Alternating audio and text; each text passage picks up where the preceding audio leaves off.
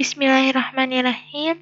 Assalamualaikum warahmatullahi wabarakatuh. Nah, pada kesempatan kali ini saya akan membahas mengenai pengaruh model problem-based learning berbasis open-end terhadap kemampuan komunikasi matematis dan kecemasan matematis siswa. Sebelumnya, perkenalkan nama saya Febi Siti Fatimah dengan NPM 192151004. Bab yang akan saya bahas pada kesempatan kali ini ada pendahuluan, kajian teori, dan prosedur penelitian. Baik, langsung saja kita ke pendahuluan. Dalam pendahuluan itu ada latar belakang. Nah, untuk latar belakangnya, berdasarkan hasil observasi yang peneliti lakukan, kenyataannya peserta didik dalam pembelajaran matematika belum mengembangkan kemampuan komunikasi matematika secara formal. Pembelajaran matematika cenderung ditujukan pada target pencapaian materi yang ada di dalam buku. Untuk pembelajaran dalam kelas, masih banyak peserta didik yang kurang mengerti atau sulit memahami pelajaran matematika, sehingga banyak peserta didik memiliki kecemasan dalam pelajaran matematika. Kemudian ada rumusan masalah.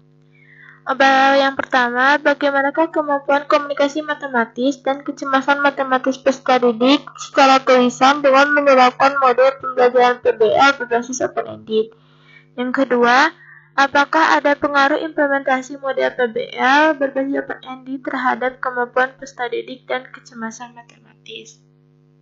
Setelah rumusan masalah, ada definisi operasional, yaitu menjelaskan mengenai pengertian. Yang pertama ada model problem-based learning, kemudian open-ended, kemudian kemampuan komunikasi matematis, dan kecemasan matematis siswa.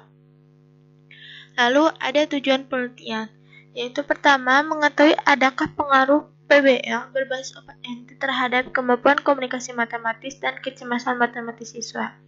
Yang kedua, mengetahui besarnya pengaruh PBL berbasis open-ended terhadap peningkatan kemampuan komunikasi matematis siswa. Selanjutnya, manfaat penelitian. Penelitian ini diharapkan dapat memberikan manfaat dalam pelaksanaannya. Adapun manfaat penelitian, yang pertama ada manfaat teoritis, yaitu pengalaman dan temuan-temuan yang inovatif. Dalam penelitian ini diharapkan dapat digunakan sebagai langkah awal penelitian yang akan datang bagi peneliti. Yang kedua, manfaat praktis. Yang pertama, bagi peneliti, menambah pengetahuan dan wawasan baru sebagai calon pendidik, agar dapat mengetahui dan mengidentifikasi pengaruh kesulitan belajar pada kemampuan berpikir kreatif dalam memecahkan masalah matematika. Yang kedua, bagi pendidik, sebagai tambahan pengetahuan pendidik terhadap pentingnya menggali kemampuan berpikir kreatif dalam memecahkan masalah matematika dan membantu merancang perangkat pembelajaran yang dapat membantu kesulitan belajar yang dialami peserta didik dalam menyelesaikan masalah matematika.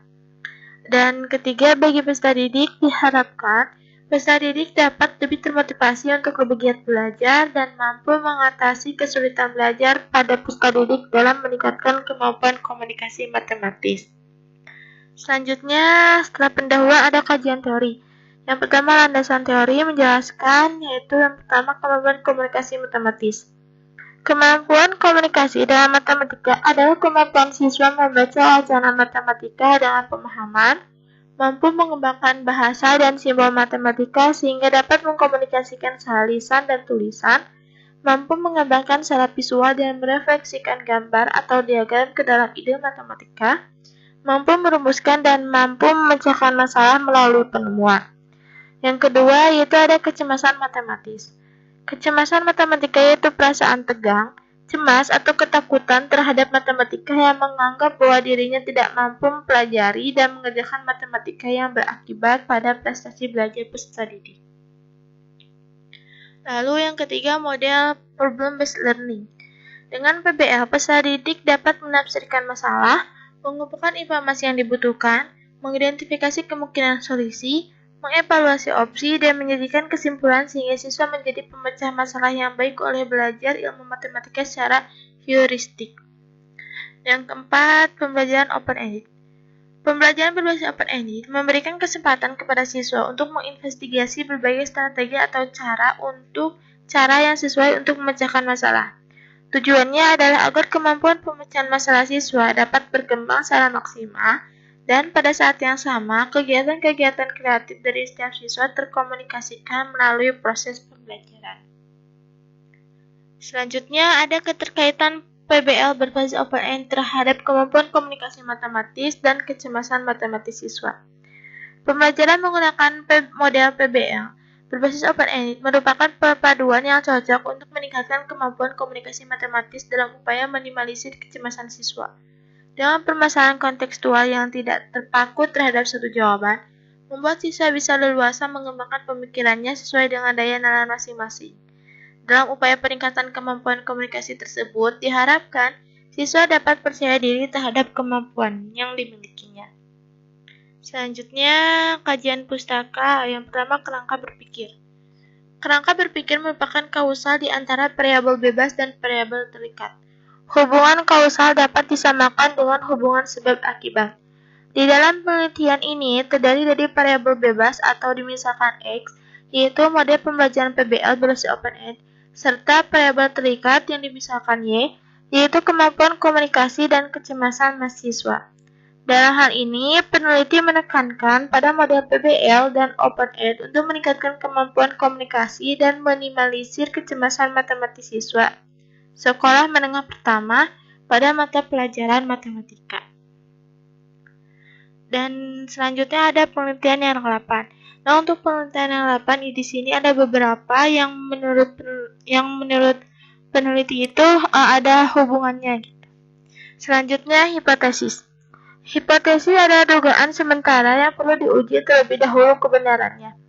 Hipotesis penelitian ini adalah sebagai berikut. Untuk H0-nya itu tidak terdapat pengaruh PBL berbasis open-end terhadap kemampuan komunikasi matematis dan kecemasan matematis siswa.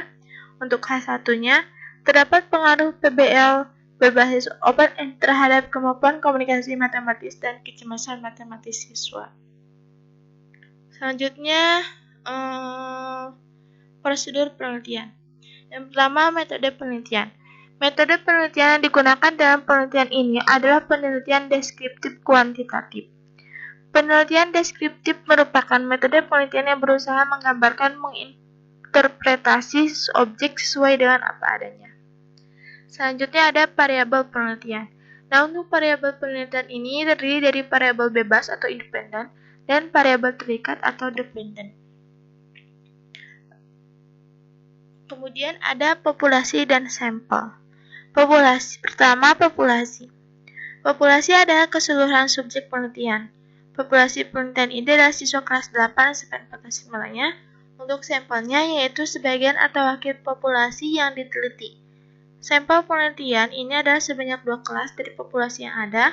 Pengambilan sampel dilakukan dengan uji homogenitas sesuai populasi dan rumus uji varians. Selanjutnya, desain penelitian. Desain penelitian yang digunakan dalam penelitian ini adalah cross-sectional survey. Di mana cross-sectional adalah suatu penelitian untuk mempelajari korelasi antara faktor-faktor risiko dengan cara pendekatan atau pengumpulan data sekaligus pada satu saat tertentu saja. Kemudian, untuk teknik pengumpulan data dan instrumen penelitian itu ada pertama metode angket dan kedua metode tes. Selanjutnya, teknik analisis data.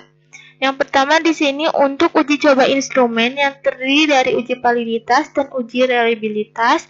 Sedangkan untuk uji prasyarat analisis terdiri dari uji normalitas, uji keberhasilan regresi, dan pengujian linearitas regresi.